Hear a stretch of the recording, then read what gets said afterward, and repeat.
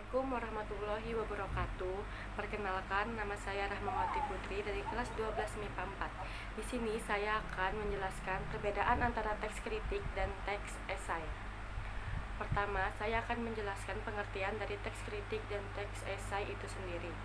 Pertama, ada teks kritik.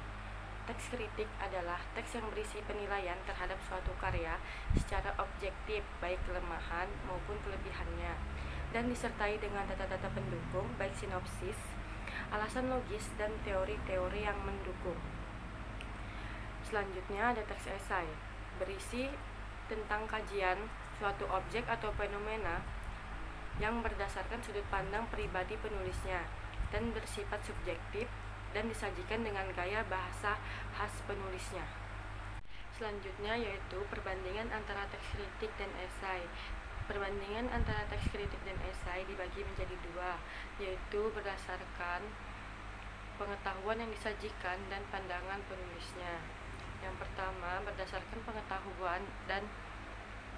pengetahuan yang disajikan. Kritik 1.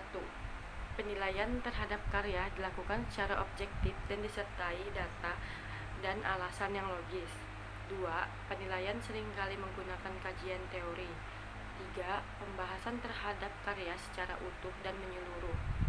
Sedangkan esai, pertama, objek kajiannya dapat berupa karya atau fenomena.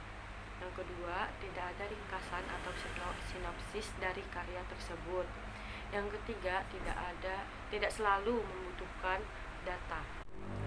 Selanjutnya, perbandingan kritik dan esai berdasarkan segi pandang penulisnya. Kritik 1. Penilaian terhadap karya dilakukan secara objektif dan disertai data dan alasan yang logis. 2. Penilaiannya seringkali menggunakan kajian dan teori yang sudah mapan. Yang ketiga, pembahasan terhadap karya secara utuh dan menyeluruh. Sedangkan esai, kajiannya dilakukan secara subjektif menurut pendapat pribadi dari penulis itu sendiri.